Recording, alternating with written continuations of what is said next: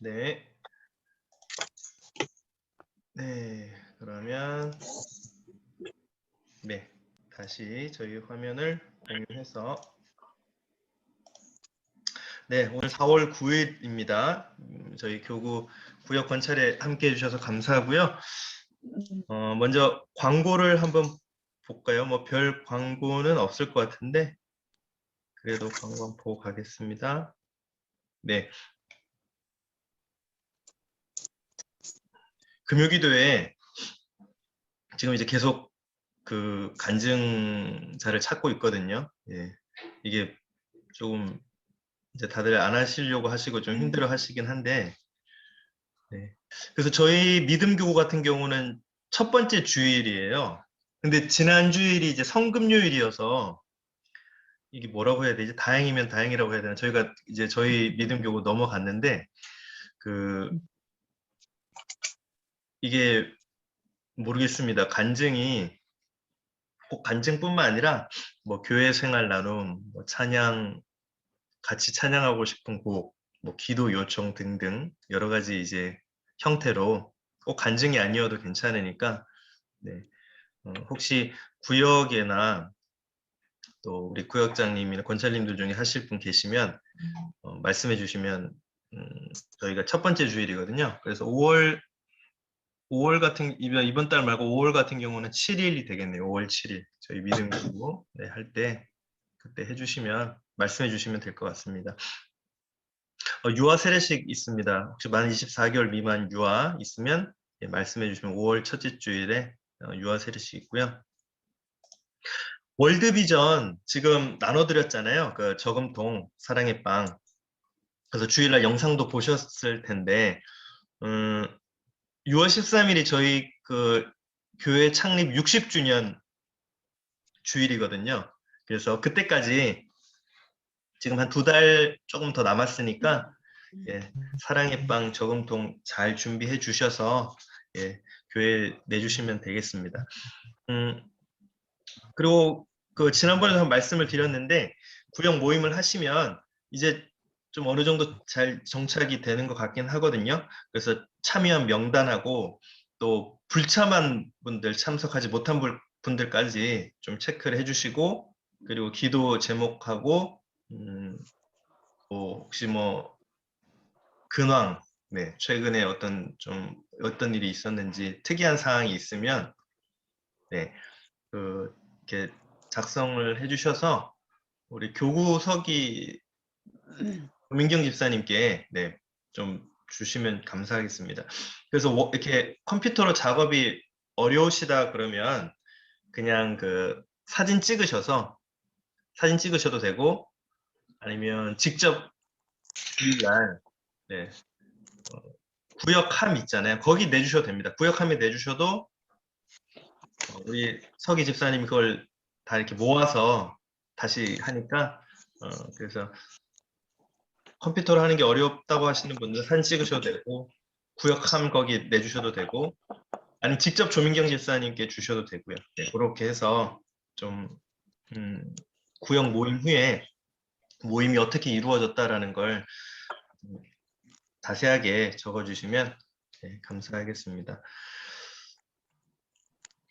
네, 오늘 이제 출애굽기 한번 들어가 볼게요. 지금 저희들이 이제 새벽에 말씀 묵상 큐티가 출애굽기로 넘어갔거든요. 그래서 출애굽기 1장 오늘 이제 첫 내용인데 제목은 반전, 위기와 성취 사이에서 라는 제목으로 이제 이걸 공부를 하다 보면 왜 제목이 이렇게 됐는지 위기와 성취 좀 넘어가지가 않아요. 네? 이게 자료가 넘어가지가 않고 이게 소리가 찍찍 나고 잘 안 되네요. 잘 안 돼요? 네, 듣기는 잘 이제 넘어갔네. 아, 됐어요? 들리긴 잘 들리세요? 네, 잘 들려요. 아, 들리긴 잘 들리시고. 네네. 네네. 혹시 다른 분들 뭐 잘 안 되는 거 있으면 말씀해 주세요. 뭐 이게 조금 어색하다든지 그런 거 있으면 중간중간에 말씀해 주시면 예, 좋지 하겠습니다. 네. 네, 오늘 그럼 먼저 본문 한번 같이 읽어보고요. 저희들이 본문을 같이 읽고 시작하도록 하겠습니다. 출애굽기 1장 전체 내용이거든요. 네, 같이 한번 읽어보도록 하겠습니다. 자, 한번 같이 읽을게요. 야곱과 함께 각각 자기 가족을 데리고 애굽에 이른 이스라엘 아들들의 이름은 이러하니 르벤과 시몬과 레위와 유다와 이스라엘과 스불론과 베냐민과 단과 납달리와 갓과 아셀이요. 야곱의 허리에서 나온 사람이 모두 70이요. 요셉은 애굽에 있었더라. 요셉과 그의 모든 형제와 그 시대의 사람은 다 죽었고 이스라엘 자손은 생육하고 불어나 번성하고 매우 강하여 온 땅에 가득하게 되었더라. 요셉을 알지 못하는 새 왕이 일어나 애굽을 다스리더니 그가 그 백성에게 이르되 이 백성 이스라엘 자손이 우리보다 많고 강하도다. 자, 우리가 그들에게 대하여 지혜롭게 하자. 두렵건대 그들이 더 많게 되면 전쟁이 일어날 때에 우리 대적과 합하여 우리와 싸우고 이 땅에서 나갈까 하노라 하고 감독들을 그들 위에 세우고 그들에게 무거운 짐을 지워 괴롭게 하여 그들에게 바로를 위하여 북보성 비돔과 라암셋을 건축하게 하니라. 그러나 학대를 받을수록 더욱 번성하여 퍼져나가니 애굽 사람이 이스라엘 자손으로 말미암아 근심하여 이스라엘 자손에게 일을 엄하게 시켜 어려운 노동으로 그들의 생활을 괴롭게 하니 곧 흙 이기기와 벽돌 굽기와 농사의 여러 가지 일이라 그 시키는 일이 모두 엄하였더라. 애굽 왕이 히브리 산파 십부라라 하는 사람과 부하라 하는 사람에게 말하여 이르되 너희는 히브리 여인을 위하여 해산을 도울 때에 그 자리를 살펴서 아들이거든 그를 죽이고 딸이거든 살려두라. 그러나 산파들이 하느님을 두려워하여 애굽 왕의 명령을 어기고 남자 아기들을 살린지라. 애굽 왕이 산파를 불러 그들에게 이르되 너희가 어찌하여 이같이 남자 아기들을 살렸느냐. 산파가 바로에게 대답하되 히브리 여인은 애굽 여인과 같지 아니하고 건장하여 산파가 그들에게 이르기 전에 해산하였더이다 하매 하나님이 그 산파들에게 은혜를 베푸시니 그 백성은 번성하고 매우 강해지니라. 그 산파들은 하나님을 경유하였으므로 하나님이 그들의 집안을 통용하게 하신지라. 그러므로 바로가 그의 모든 백성에게 명령하여 이르되 아들이 태어나거든 너희는 그를 나일강에 던지고 딸이거든 살려두라 하였더라. 아멘. 네, 오늘 본문 이제 들어가기 전에 한번 큰 틀에서 먼저 숲을 한번 보고 가도록 하겠습니다. 이제 출애굽기의 서두는 반전의 연속이다. 네, 그러니까 아까 그 저희들 제목처럼 위기와 성취 사이에서 이제 위기가 고조되면 될수록 어려움이 다가오면 다가올수록 네, 그 이후의 과정은 어떻게 보면 더 뭐라고 할까요? 좀 스펙타클하고 또 여러 가지 일들이 많이 일어나지만 그러나 이제 최종적으로 끝에 가서는 마지막에 가서는 하나님의 말씀이 하나님의 약속이 성취된다. 하나님께서 아브라함과 이삭과 야곱에게 주셨던 말씀 그 모든 것들이 성취가 된다. 그래서 이건 어떤 드라마보다도 어떤 영화보다도 반전의 연속이다. 네. 뭔가 된 것 같지만 또 안 되기도 하고 또 때로는 이게 뭔가 잘 안 되는 것 같지만 최종적으로는 다 이루어지는 그런 반전의 연속으로 이루어져 있다. 그래서 여기 보시면 이제 뭐라고 했냐면 하나님의 약속대로 예, 이제 처음에 여기 말이 하나님의 약속대로라는 말이 나오죠. 그래서 이스라엘 자손은 제국이 위협을 느낄 정도로 번성한다. 그리고 지금까지는 요셉을 알던 왕이 세워져 있던 시기까지는 이스라엘 백성에게 호의적이고 이스라엘 백성들을 돌봐주었던 그 애굽, 그 왕조, 그들이 갑자기 이제 그곳에서 탄압과 핍박이, 압제가, 괴롭힘이 일어나기 시작한다. 그래서 오늘 아까 저희들이 본문 읽었지만 이제 애굽의 왕이 이스라엘이 번성하니까 근데 그게 정책이 먹혀들지 않으니까 어떻게 합니까? 이제 태어나는 아기들 중에 남자 아기는 죽이라 라고 이제 그 산파들에게 명령을 내리죠. 그렇지만 산파들은 그 명령을 또 듣지 않습니다. 예. 그 명령을 하나님의 은혜로 네. 하나님 앞에 하나님이 더 크신 분임을 알고 하나님이 더 애굽의 왕보다 위대하신 분임을 알고 그 산파들이 명령을 듣지 않습니다. 그렇지만 결국은 그 산파들의 집안이 또 흥왕합니다. 예, 하나님의 말씀을 하나님 앞에 섰으니까. 그리고 이제 산파들의 불순종으로 실패하고 이제 반전의 연속이 일어나는 것이죠. 그런 내용으로 오늘 출애굽기 1장이 시작된다라는 것을 말씀해 주고 있습니다. 그러면서 이제 출애굽의 때가 이르렀다. 네, 드디어 때가 되었다라는 것을 잘 알 수가 있습니다. 자, 그러면 첫 번째 먼저 질문을 한번 볼까요? 이제 애굽왕 바로가 강성해진 이스라엘 자손을 학대하기 시작합니다. 그 학대한 내용은 뒤에 또 나오고요. 그럼 먼저 애굽으로 내려간 야곱의 자손은 요셉까지 모두 몇 명입니까? 네, 그런 질문을 하고 있죠. 한번 5절 말씀을 한번 볼까요? 네, 5절에 보니까 야곱의 허리에서 나온 사람이 모두 70이요. 70명. 예, 요셉은 애굽에 있었더라. 그러니까 여기서 말하는 이제 요셉까지 모두 몇 명입니까? 라고 했을 때 네, 70명이다. 근데 이제 중요한 것은 뭐냐면 여기 잠깐 보시면 이 야곱의 아들들의 명단이 있잖아요. 예. 출애굽기 1장에도 나오지만 창세기 46장에도 야곱의 아들들의 명단이 쭉 이렇게 서술이 기록이 되어 있습니다. 그러니까 이거는 뭘 의미하는 거냐면 출애굽기가 창세기와 연속된 이야기다. 어떤 단락단락 끊어진 이야기가 아니라 계속해서 이어지고 있는 이야기다. 우리가 이걸 어떤 창세기는 창세기, 출애굽기는 출애굽기, 레위기는 레위기 딱딱 끊어서 볼 것이 아니라 쭉 연속 성상에서 볼 수 있는 성경 말씀이다. 그렇기 때문에 사실 모세오경은 어떻게 보면 한 덩어리로 봐도 무방하다라고 할 정도로 물론 이제 그 안에서 다 주제는 다르고 또 하나님의 섭리가 다 다르지만 이것은 연속된 이야기다라는 것을 좀 기억하고 들어갈 필요가 있겠습니다. 그리고 기근을 피해 야곱과 함께 애굽으로 이주한 자손들은 모두 70명이다. 예.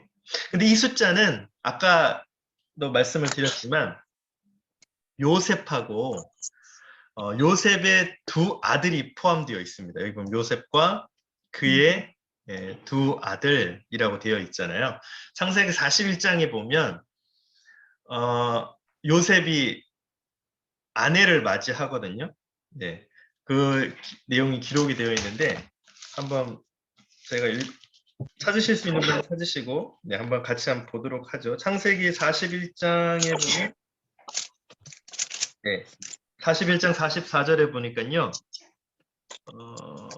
바로가 요셉에게 이르되 나는 바로라 애굽 온 땅에서 내 허락이 없이는 수족을 놀릴 자가 없으리라 하고 그가 요셉의 이름을 뭐라고 했냐면 사브낫 바네아다.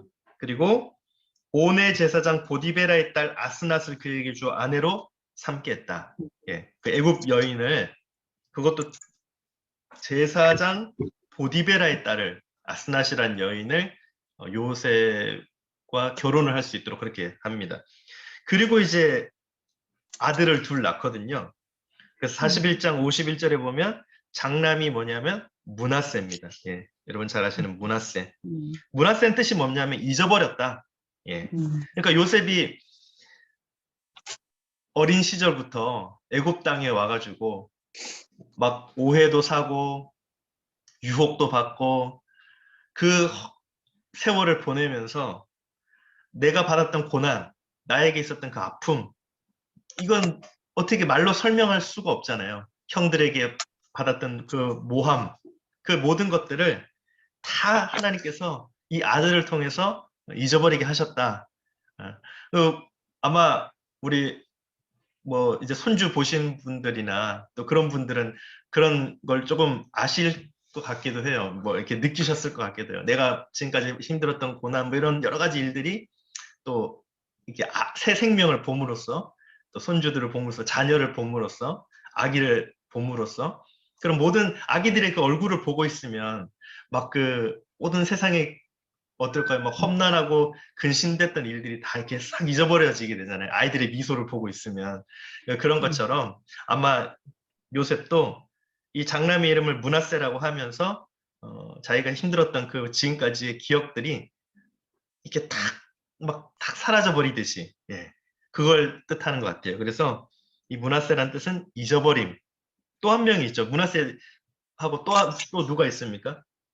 장남, 응? 에브라임. 네, 에브라임. 네, 예. 네, 에브라임. 므낫세와 에브라임이 있죠. 예, 에브라임. 에브라임의 뜻은 번성, 창성, 예, 그런 뜻이 있습니다. 이렇게 막 번성하게 하셨다. 예, 이렇게 막 잘되게, 창성하게.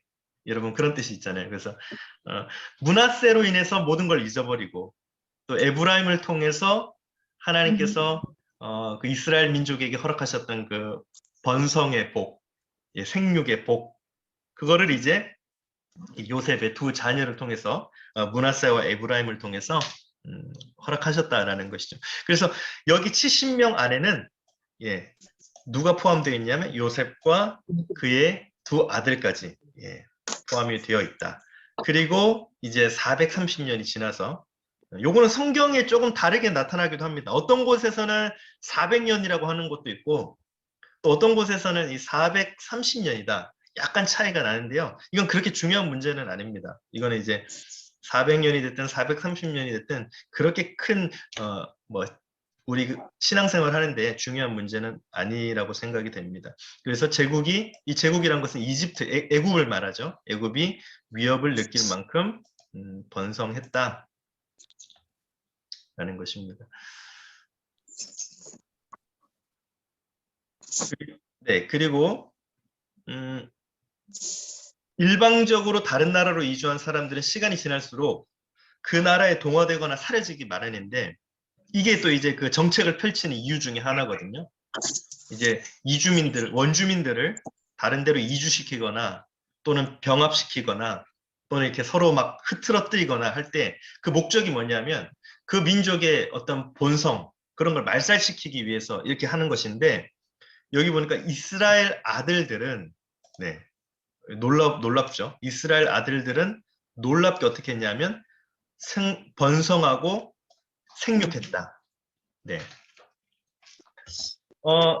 출애굽기에는 보니까 뭐라고 되어 있냐면, 네, 7절에 보니까 생육하고 불어나 번성하고 매우 강하여 온 땅에 가득하게 되었더라. 네, 그러니까 이 말을 어디서 많이 들어보셨죠? 생육하고 번성했다. 네, 어디서 많이 들어보셨습니까? 생육하고 번성했다. 노아. 예, 생육하고 번성. 이거 어디 많이 나오죠? 많이 읽어보시죠. 창세기, 예, 많이 읽어보셨죠? 예, 기억이 나실 겁니다. 창세기 이제 1장부터 보면 창세기에만 이 생육하고 번성했다는 말이 10번인가 11번 나오더라고요. 제가 아침에 아까 찾아봤는데, 그러니까 아까 말씀드렸잖아요. 창세기와 출애굽기는 동떨어진 책이 아니다. 예, 하나의 어떤 아주 연관성이 깊은 책이다. 그런 의미에서도 이게 의미가 있고요. 또 하나는 이 출애굽기라는 책에 사실 어떻게 보면 내용이 상당히 암울합니다. 예, 희망이 없어 보입니다. 더 이상 뭔가 일이 일어날 것 같지 않습니다. 아까 말씀드렸잖아요. 성취될 것 같지 않다라는 거죠. 반전이 일어날 것 같지 않은데 이 반전의 모티브가 되는 게 뭐냐? 예, 반전의 그 모티브가 뭐냐면 생육이랑 번성이다. 예, 그걸 말씀드리고 싶은 겁니다. 그러니까 생명이 태어남으로 인해서 생명이 점점 많아짐으로 인해서 거기에는 반전과 희망과 위기를 타개할 수 있는 그 출발점이 된다라는 거죠. 그래서 사실 성경적인 논점은 뭐냐면 생육하고 번성하는 게 맞죠. 예, 생육하고 번성하는 게 맞습니다. 사실 우리 요즘 출산율이 많이 저하되어 있는데 사실은 많이 낳아야 되죠. 예, 많이 좀 뭐 모르겠습니다. 저보고 그렇게 질문할 수도 있을 거예요. 아, 그럼 목사님이 책임지실 거예요? 목사님이 뭐 애들 다 키워주실 거예요? 그건 아니지만 네, 그렇지만 이제 저는 성경적인 관점에서 성경적인 그런 하나님의 눈으로 본다면 사실 이제 많다기보다는 생명을 귀하게 여기고 생육하고 또 그것들을 우리가 좀 더 번성할 필요가 있다. 그걸 이제 말씀드리고 싶은 거고요. 그리고 7절 보면 그러나로 시작한다라고 되어 있습니다. 그러나. 네. 여기 지금 저희 개역개정 성경에는 그게 해석이 잘 안 됐는데 원문에 보면 그러나 이스라엘 자손은 생육하고 불어나 번성했다. 예. 그러니까 아까 앞에 내용은 뭐냐면요. 요셉과 그의 모든 형제들은 다 죽었다. 그 시대의 사람들은 다 죽었다. 그러나 이스라엘 자손은 그럼에도 생육하고 번성해서 매우 강하여 온 땅에 가득하게 되었다. 그러니까 이건 뭘 말하는 거냐면 하나님의 역사는 한 두 가지 의미가 있습니다. 하나는 사람에 의해서 되는 것이 아니다.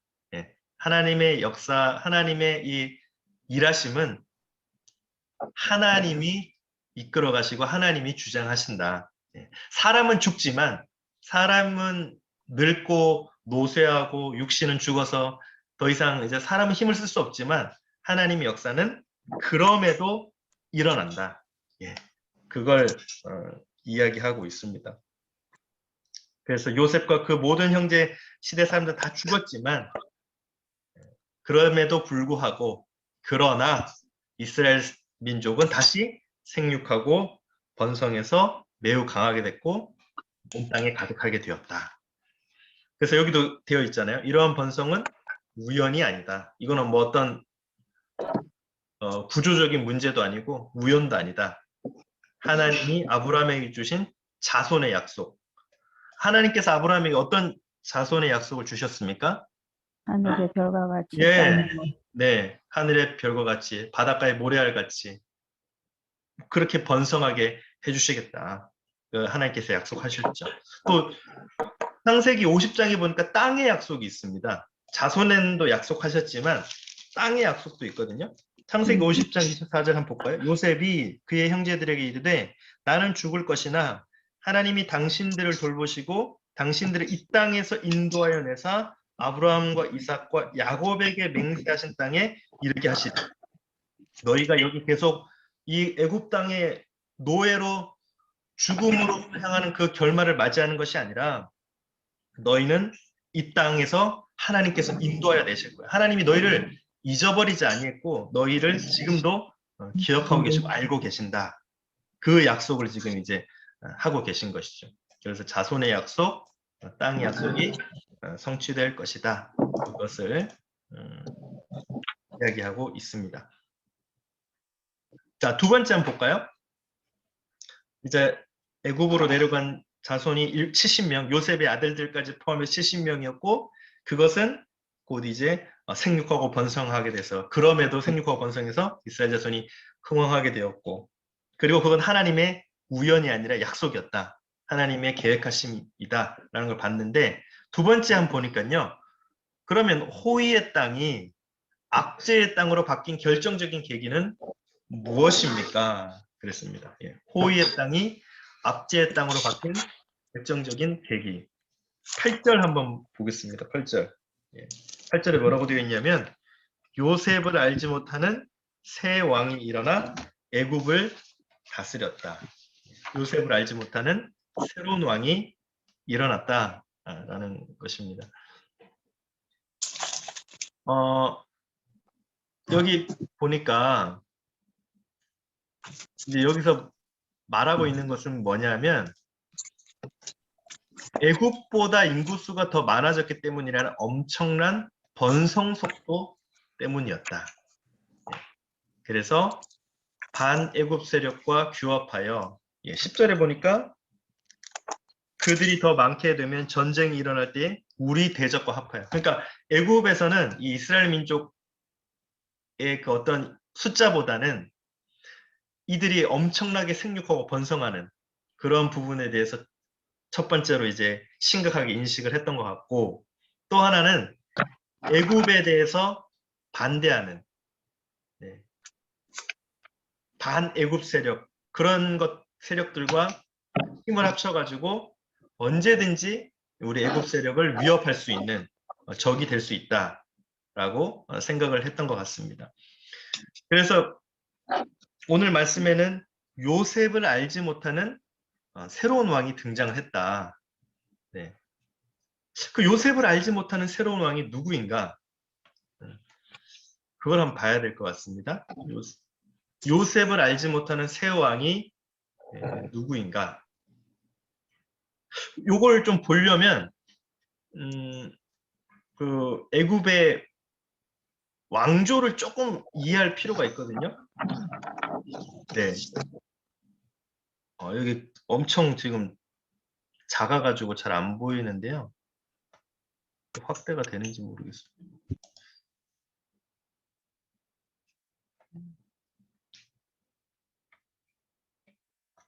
네, 확대가 안 되네요. 저희가 누르면 돼요. 누르면 돼요?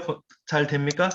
터치하면은 확대돼요. 확대돼요? 네네. 감사합니다. 그, 혹시 보실 수 있으면 여기 18왕조라고 있거든요. 네, 거기 보시면 여기 18왕조가 있습니다. 여기, 그러니까 여기서 이제 오늘 얘기하는 거는 뭐냐. 요셉을 알지 못하는 새 왕들이 언제부터 등장했느냐. 그걸 얘기하는 거거든요. 그들이 누구냐면 이 18왕조. 그러니까 애굽의 왕조를 보면 여기서 첫 번째부터 보면 1왕조, 2왕조, 3왕조, 이 왕조 안에 이제 왕들이 쭉 들어가 있습니다. 뭐 3명씩 묶여 있는 경우도 있고 4명씩 묶음으로 되어 있는 경우도 있는데 이 요셉을 알지 못하는 새 왕은 언제부터 시작이 됐느냐?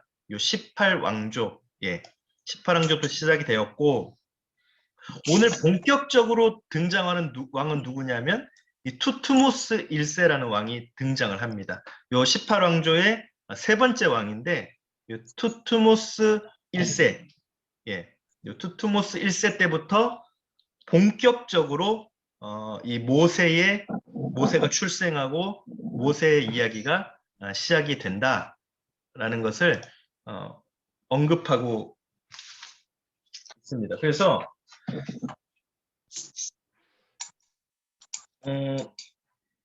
그 전까지는 아까 그 말씀드린 18왕조 전까지는 그래도 이스라엘 백성들에게 호의적이었죠. 예, 이스라엘 백성들이 고센 땅에 와서 살 수 있도록 목축을 할 수 있도록 허락을 해주었고 이스라엘 백성들이 요셉이 이스라엘 자기 가족들을 데리고 온다고 했을 때 예, 와서 인사도 시키고 그렇게 이제 호의적으로 해줬는데 아까 말씀드린 이 18왕조부터 예, 이 18왕조부터는 이스라엘 백성들을 이제 본격적으로 탄압을 하는 겁니다. 고된 노역을 시키고 그래서 이 투트모스 1세 때부터 그게 시작이 되었다. 그래서 이 투트모스 1세를 보통 뭐 람세스 1세 예, 이렇게 얘기를 합니다. 람세스. 예, 람세스 여러분 람세스라고 들어보셨을 거예요. 람세스 1세, 뭐 투트모스 1세 이렇게 이야기를 합니다. 그래서 잠깐 요 말씀을 드리면 이 투트모스 1세라고 아까 말씀을 드렸잖아요. 투트모스 1세가 본격적으로 그 아까 유아 살해 정책, 남자아이들이 태어나면 죽여라 라고 그 지시를 했던 왕이 이 투트모스 1세입니다.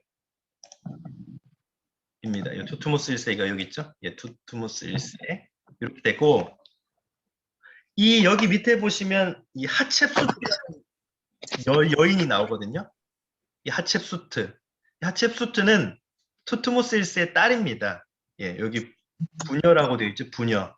부녀 관계죠. 딸인데 이 하첵수트가 누구냐면 모세를 나일 강가에서 예, 건진 그 여인입니다. 이 하첵수트가. 예. 그래서 모세를 아들로 삼잖아요. 양자로 삼잖아요. 네. 그 여인이 이 하첵수트고요. 이 투트모스 1세가 이제 이 부자 관계인데 투트모스 2세에게 왕위를 물려주고 근데 웃긴 게 뭐냐면 이 투트모스 2세와 하첵수트가 또 부부가 됩니다. 예, 부부가 되고 이거 좀 복잡한데 이게 이제 부부가 되고 나중에 이제 여기 보면 투트모스 3세가 나오잖아요. 이 투트모스 2세가 요절합니다. 요절. 일찍 죽어요. 왕 한 10년 정도만 다스리고 죽습니다. 요절합니다. 요절하니까 투트모스 3세가 이제 왕위를 이어받았는데 이 투트모스 3세가 왕이 될 때 몇 세였냐면 뭐 한 9세밖에 안 됐답니다. 9세에서 10세. 예. 그러니까 어린 나이에 왕이 되잖아요. 예. 그러니까 이제 어린 나이에 왕이 되니까 누군가 또 이제 그 뒤에 그게 나타나겠죠. 예. 섭정을 하는 또 사람이 나타나겠죠. 그 섭정을 누가 하냐면 이 하첵수트. 예. 우리 그 역사에도 보면 청정수렴이라고 해서 그 엄청난 섭정하는 그게 나오잖아요. 그러니까 이 여인이 또 특별히 등장을 하는데 이 여인이 하첵수트였다. 하첵수트가 투트모스 3세를 섭정하는 거죠. 뒤에서 이제 예, 조정을 하는 거고 이 투트모스 3세와 모세가 경쟁하는 사이였습니다. 예, 서로 이제 왕이 되기 위해서 왕위를 찬탈하기 위해서 이제 경쟁하는 그런 사이가 된 거죠. 그리고 이 모세가 그래서 40세 때 이제 그 애굽 사람을 죽이고 어디로 가죠? 광야로요. 예, 광야로 도망가잖아요. 광야로 피신 가잖아요. 사람을 죽였으니까. 그때 이제 모세를 죽이려고 했던 사람이 투트모스 3세인 거죠. 서로 경쟁 관계니까. 이 미디안 광야로 피신할 때 모세를 죽이려고 했던 사람이 투트모스 3세고 여기 보면 아메노텝 2세라고 나오잖아요. 예, 이름이 좀 어려운데 이 아메노텝 2세는 누구냐면 여러분 그 출애굽할 때 하나님께서 모세에게 명령하잖아요. 너는 애굽의 왕 앞에 가서 뱀의 꼬리를 잡아서 그 뱀이 되게 하고 뭐 10가지 재앙을 말씀하시잖아요. 예. 예, 10가지 재앙. 이 10가지 재앙을 당한 왕이 누구냐면 이 아메노텝 2세죠. 예. 10가지 재앙을 당합니다. 그래서 마지막에 10가지 재앙 중에 마지막 재앙이 뭐냐면 장자를 하나님께서 다치시잖아요. 그때 장자를 잃은 왕이 이 아메노텝 2세가 되겠습니다. 예. 그러니까 우리가 뭐 자세하게 막 들어갈 필요는 없지만 요 정도 인식은 머리에 갖고 있는 게 좋을 것 같고요. 이 전체적인 일은 대체적으로 언제 일어났냐면 주전 한 1500년경에 일어났습니다. 주전 1500년경. 그러니까 지금으로 따지면 한 3500년 전 일이죠. 3500년 전 역사적으로 봤을 때 예, 한 3500년 전 일이 이 당시에 일어났다. 그렇게 우리가 인지를 하고 가면 좋을 것 같습니다.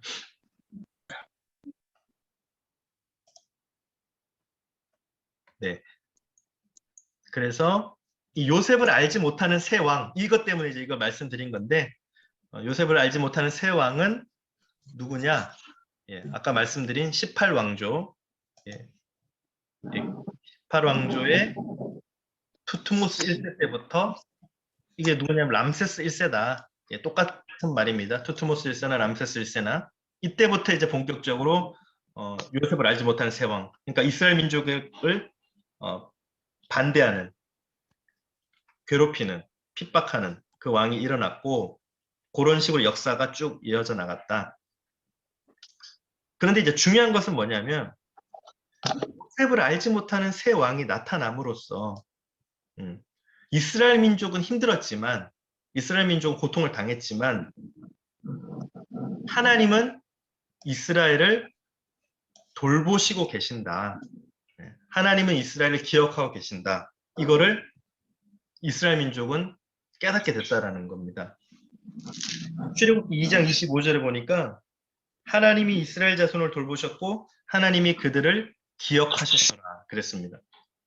이 기억하셨더라, 돌보셨다, 이 말은 우리 사람들처럼 잊어버리고 있다가 딱 기억나는 거. 제가 예를 들어서 김혜경 집사님을, 우리 총무님이신데 잊어버리고 있다가 갑자기 기억나는 거.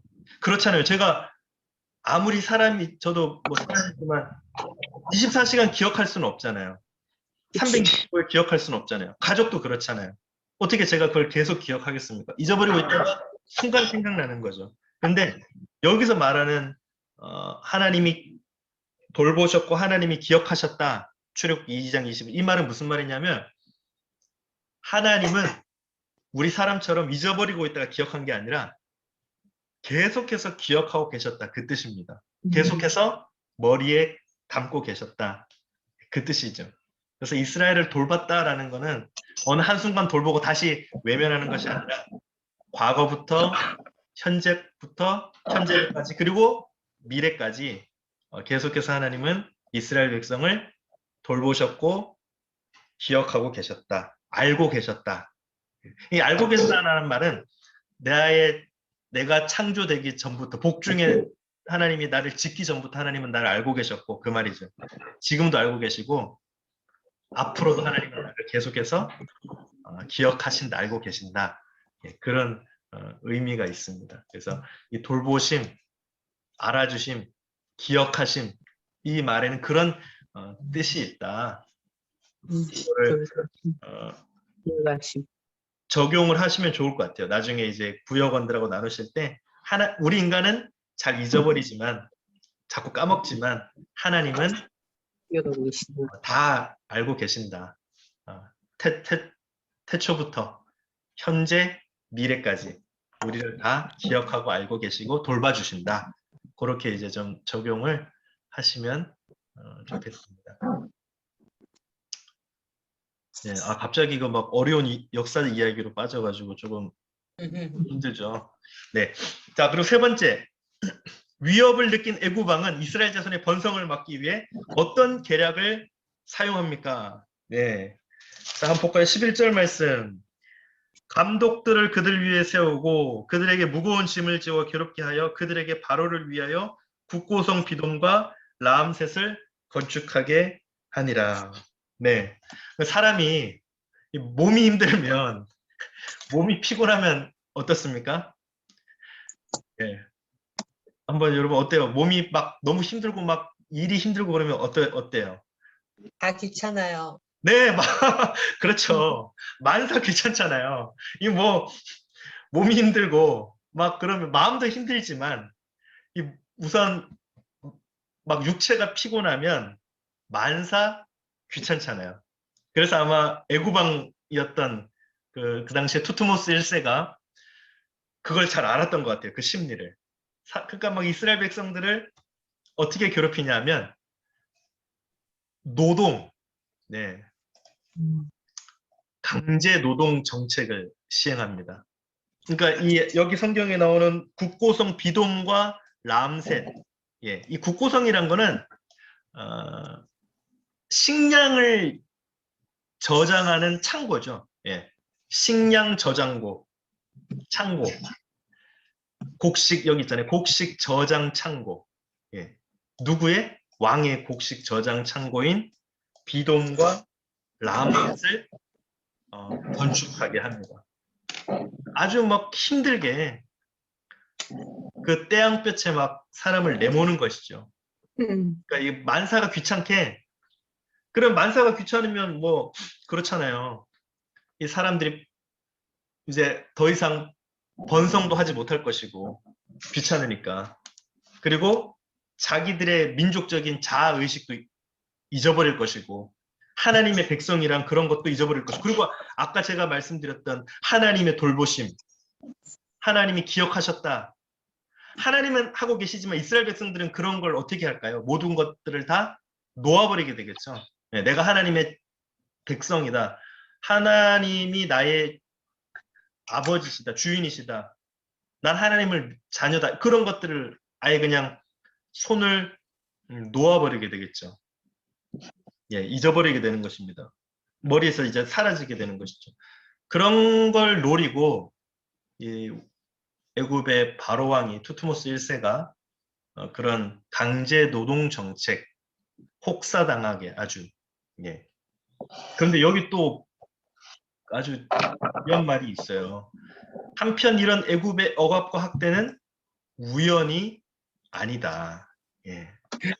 하나님이 예고하신 일이다. 아까 그 창세기 15장에 보면 이스라엘 백성이 너희는 400년 동안 애굽에 있다가 하나님이 기억하신 바가 되어서 다시 출애굽할 것이다. 그런 하나님의 약속이 예고가 있죠.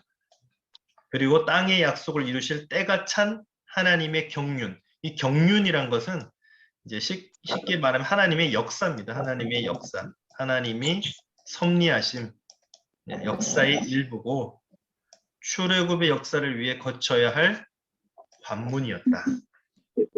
그러니까 우리가 생각할 때는 왜 하나님이 그렇게 못된 왕을 세우게 하셔가지고 이스라엘 백성을 괴롭히고 막 힘들게 하고 그렇게 막 입에 단내가 나게 하고 막 왜 그랬을까라고 생각하지만 이 모든 것들은 우연이 아니라 하나님의 예고하신 하나님이 이미 섭리 속에 역사 속에 경륜 속의 일이었고 그걸 통해서 출애굽의 역사를 이끌어가야 할 하나의 관문이다.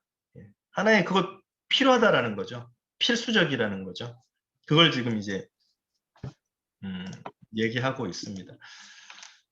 그래서 이제 여기 요거는 이제 람셋과 비돔에 대해서 아까 국고성 람셋과 비돔에 대해서 잠깐 위치를 보여드리는 거예요. 여기 람셋과 비돔이 있죠. 네.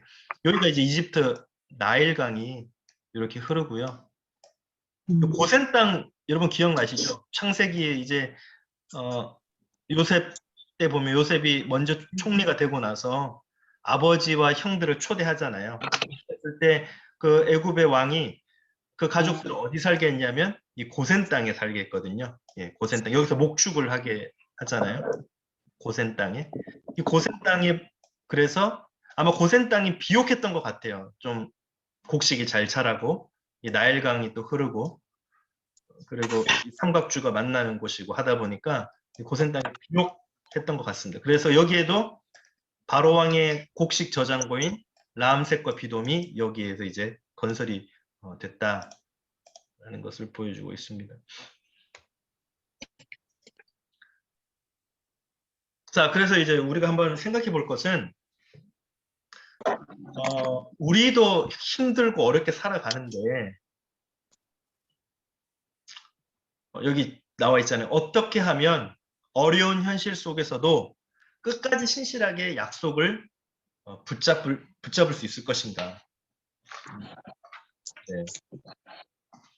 그래서 서로 격려가 되는 말을 나눠보래요. 뭐 그럴 수도 있죠. 나도 살기 힘든데, 나도 지금 내 앞길이 뭐라고 하면 석자인데, 나도 지금 먹고 살기 힘든데, 내 코가 속잔데. 내 코가 석자라고, 예, 감사합니다. 내 코가 석자인데, 뭐 남까지 내가 신경 쓸 겨를이 있느냐. 다른 사람까지 챙겨줄 여력이 없다, 나는. 그런 뜻이 아니라, 우리는 또 믿음으로 묶여 있잖아요. 예, 믿음이라는 공동체 안에, 믿음이라는 형제 자매 안에 들어와 있으니까, 그래서 아마 이런 표현을 쓰지 않았을까. 예. 그러니까 나 혼자 가는 신앙의 길이 아니라 우리 모두 함께 간다. 그걸 기억하면 좋을 것 같고, 또 하나는 어려운 현실 속에서도 끝까지 신실하게 약속을 붙잡을 수 있는 건 뭐냐. 예. 아까 처음부터 여기까지 계속해서 공통적으로 말씀드린 건 뭐였습니까? 예. 하나님의 약속이었죠. 네. 하나님의 약속. 하나님의 말씀에 기반한 약속. 여기도 아브라함에게 주신 약속. 그래서 저와 여러분들이 현실이 어려우면 어려울수록 그래서 하나님의 말씀을 붙잡아야 하지 않나. 특별히 나에게 주신 말씀. 예. 나에게 하나님께서 약속으로 주신 말씀이 있잖아요. 아마 우리 여러분들도 다 그 하나님의 말씀을 가지고 계실 텐데, 말씀 가운데 희망을 바라보는 것이죠. 네. 그래서 위기와 성취 사이에서 이제 성취 쪽으로 방향이 더 기우는, 그걸 우리가 서로 격려가 되는 말을 해보자.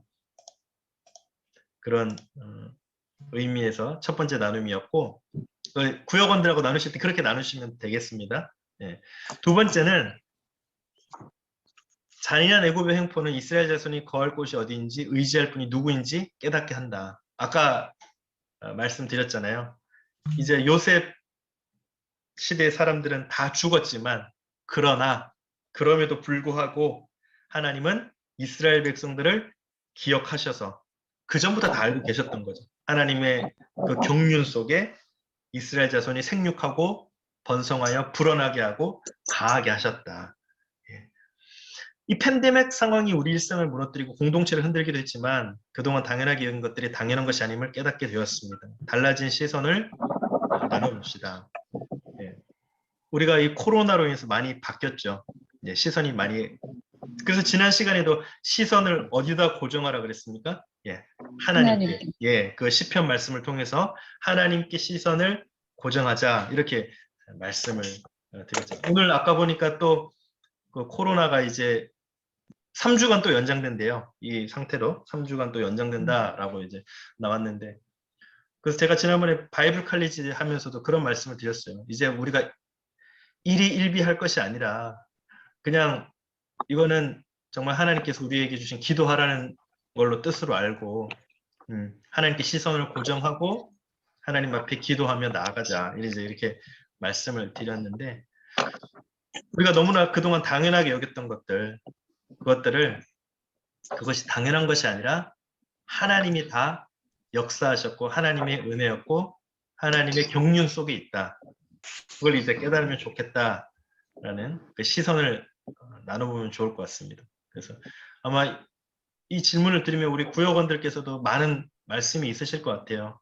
지금까지 예배의 자리가 당연한 줄 알았고, 또 모이는 것이 어떻게 보면 당연한 줄 알았고, 또 서로 만나서 식사하는 것이 당연한 줄 알았는데, 그런 것들이 다 어떻게 보면 이제는 우리가 다 제한받는 것들이잖아요.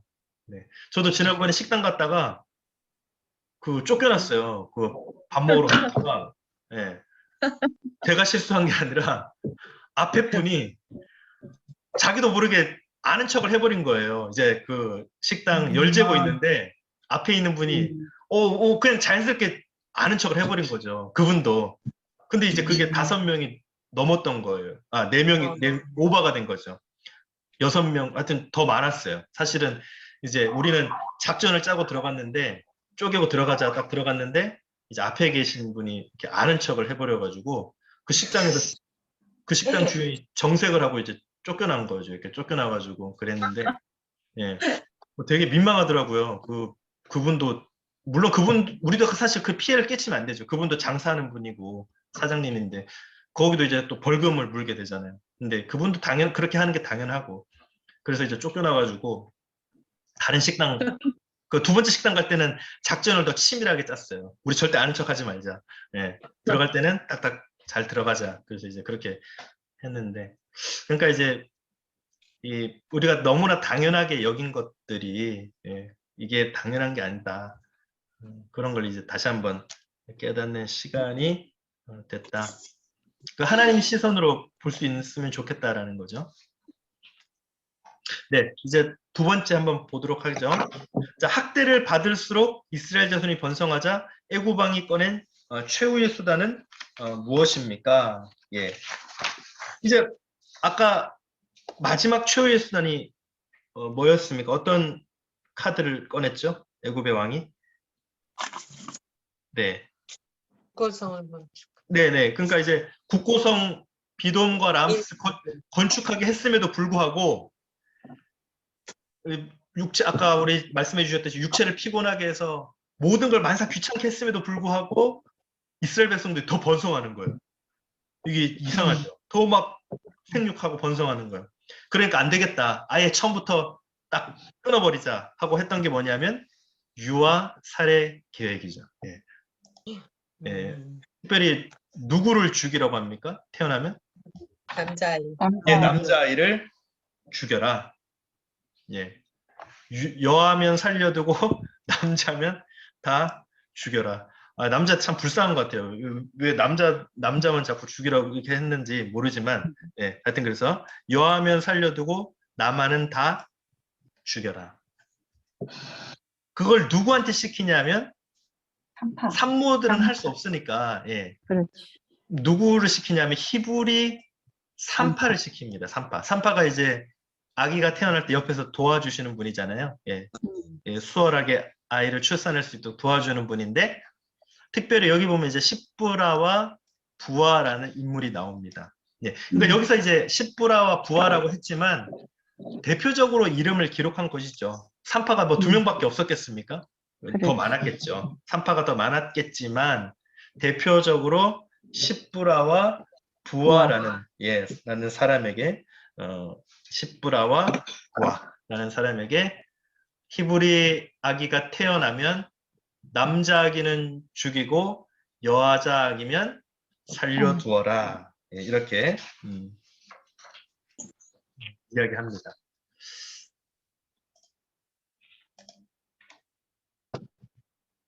그러니까 여기 보면 이제 이렇게 얘기를 해요. 죽이라는 말은 적극적인 의미에서 뭐 이렇게 죽여라가 아니라 태어난 아기를 아무 조치도 취하지 않음으로써 자연스럽게 죽게 내버려둬라. 그러니까 아기들은 태어나면 아무 힘이 없잖아요. 예. 뭐 아무것도 할 수가 없어요. 누워있으니까. 하늘 천장만 보고 있으니까 아무것도 할 수 없죠. 밥도 먹을 수 없고 엄마가 젖을 물려줘야 되고 씻겨줘야 되고 예. 또 먹고 나면 또 트림도 시켜줘야 되고 네. 뭐 기저귀도 갈아줘야 되고 아무것도 할 수가 없어요. 아기는 태어나면. 이제 자기가 몸을 뒤집어서 기어갈 때조차도 그때도 이제 몸만 뒤집어서 기어가는 거지 일어서는 것도 그 전까지는 아무것도 할 수 없는 것이죠. 그러니까 이 죽이라는 말은 태어난 아기를 자연스럽게 죽게 내버려둬라. 그런 의미가 있습니다. 그래서 이제 산파들은 죄의식을 덜어주고 살해 사실을 감추는 거죠. 예, 우리 죽인 게 아니다. 이 아기가 자연스럽게 죽어간 거다. 이렇게 이제 그런 아주 교활한 의도가 숨겨져 있다. 여기서 한 가지 우리가 짚고 넘어갈 것은 이 태어난 아기는 누구를 의미하냐면 우리 모두를 의미합니다. 예. 저와 여러분들을 의미하는 거죠. 우리 인간도 마찬가지죠. 우리 인간이 강해 보이지만 뭔가 힘이 있어 보이지만 사실 우리는 이 태어난 아기와 같습니다.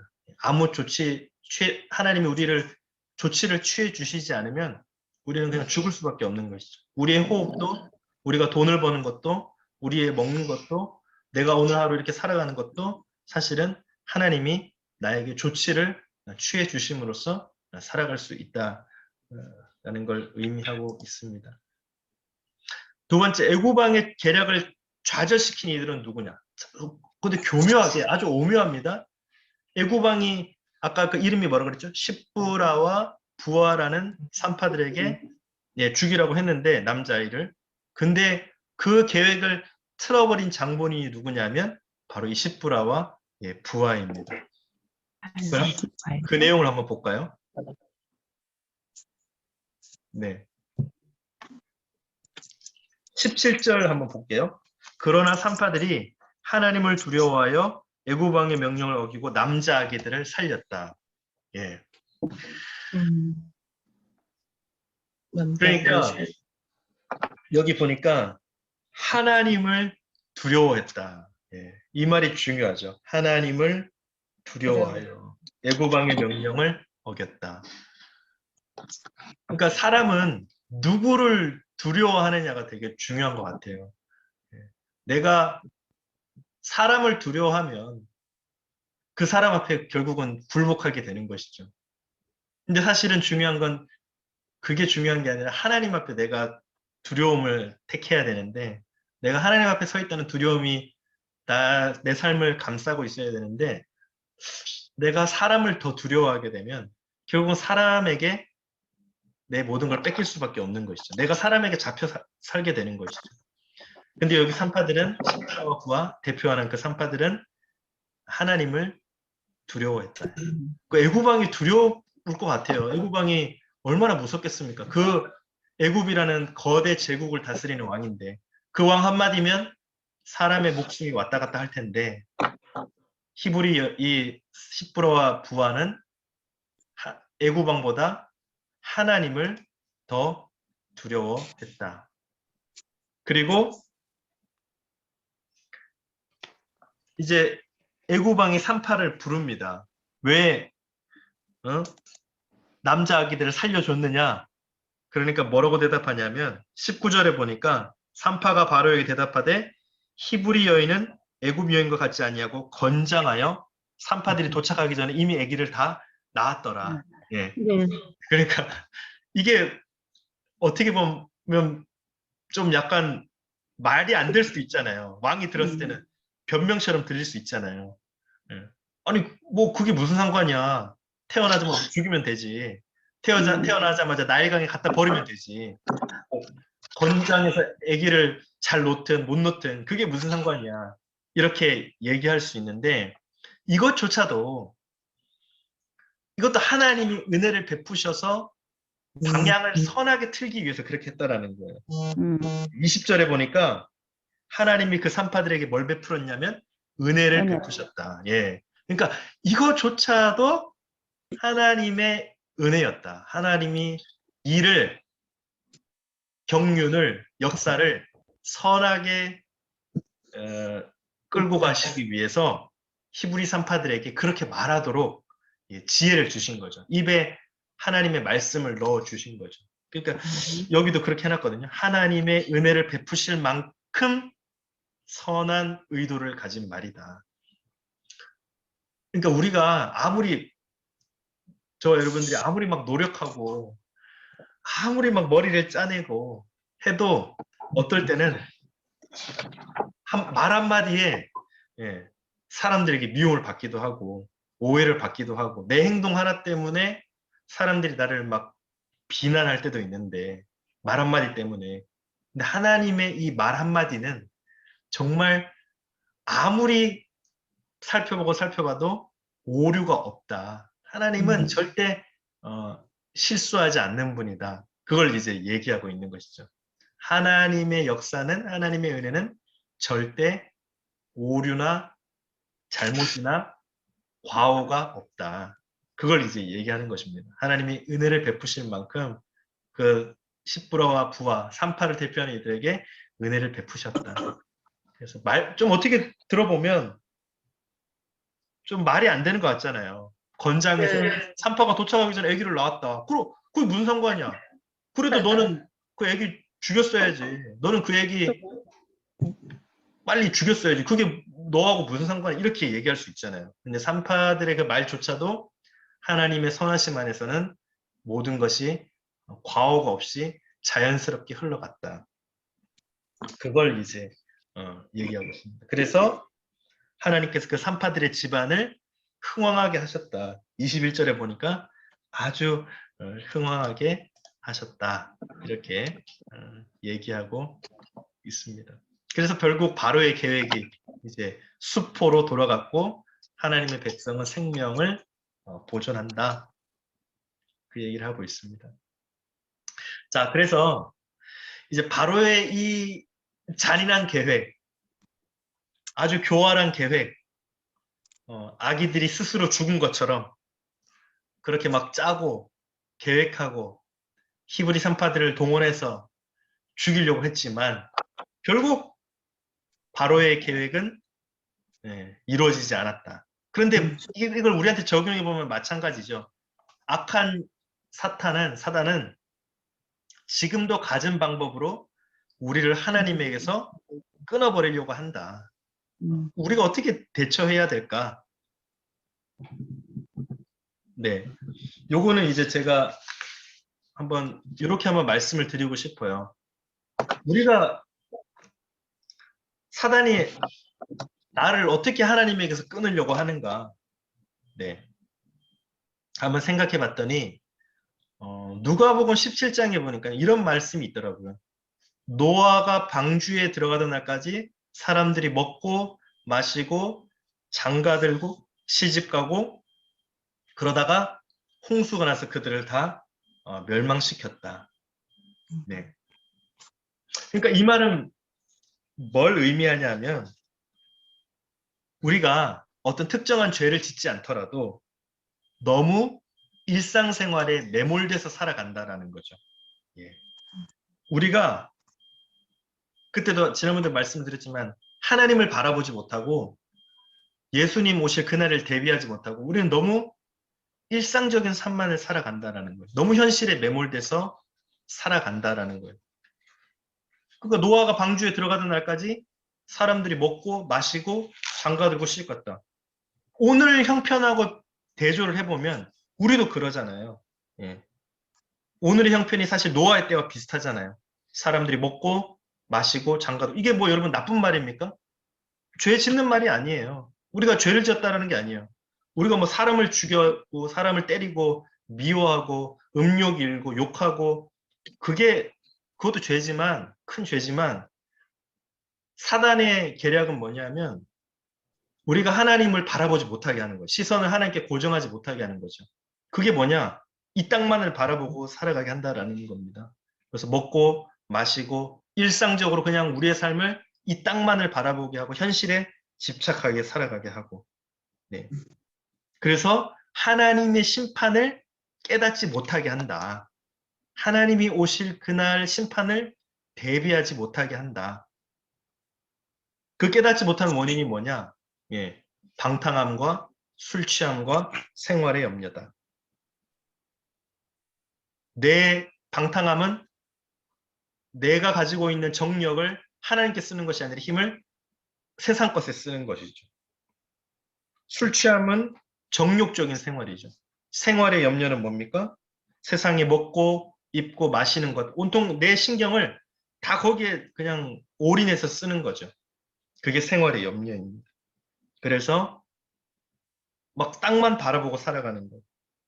그것이 그러니까 사단의 계략은 그게 아닌가 생각이 듭니다. 그래서 여기서 사단은 지금도 가진 방법으로 우리를 하나님에게서 끊으려고 한다. 그 끊는 게 뭐냐?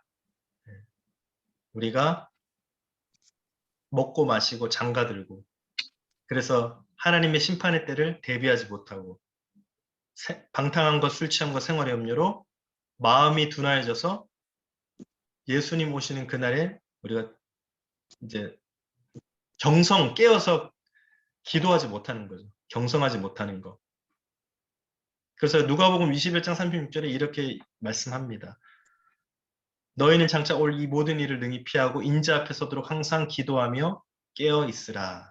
예, 그렇게 말씀합니다. 항상 기도하며 깨어 있으라. 경성해라. 정신을 차려라. 그 말씀을 하고 있습니다. 오늘 이제 여기까지 하면 될 것 같습니다. 여기까지 하고 여러분 구역원들하고 나누실 때 이렇게 나누시면 좋을 것 같습니다. 네, 이 시간에 우리 잠깐 같이 기도하면 좋겠습니다. 말씀을 기억하고 아무리 상황이 암담해도 구원을 이뤄가시는 주님의 손길, 예, 그래서 하나님이 우리를 기억하시고 아신다. 하나님 우리를 돌보신다. 아멘. 하나님은 우리를 내버려 두지 않으신다. 그걸 기억하시면 좋을 것 같고요. 또 공동체는 약속의 성취와 위기 사이에 있는 긴장 속에서 악에 굴복하지 않고, 그러니까 애구방의 힘보다 애구방을 의지하는 것이 아니라 하나님이 더 위대하시다. 하나님을 두려워해야 된다. 그걸 이제 기억해야 되겠습니다. 그리고 지금 교회를 위해서 기도해 주시고요. 마지막으로 세상과 이웃을 위해서 코로나로 인해서 지금 많이 힘든 상황 가운데 있는데 또 우리 각종 시험과 여러 가지 일들을 준비하는 이들의 앞날을 열어달라고. 네, 우리 시간 한번 같이 기도하면 좋겠습니다. 기도하고 마치도록 하겠습니다. 함께 기도하겠습니다. 하나님 아버지 감사합니다. 오늘 주신 말씀 가운데 우리의 모든 것들 또 우리의 연약함도 그러나 이 위기 가운데 반전을 바라보며 또 그 반전의 주체가 하나님이 되심을 믿고 성취하심을 믿고 나아갈 수 있도록 도와주시고 그 근거가 하나님의 말씀이 될 수 있도록 하나님의 약속의 언약의 말씀이 될 수 있도록 주여 도와주옵소서. 하나님 정말 애고방이 38을 이용하여서 이스라엘 백성들을 멸절하려 했지만 하나님 우리는 그 가운데 하나님을 두려워하여 하나님 앞에 서 있는 우리의 모습을 바라보며 하나님께 나아갑니다.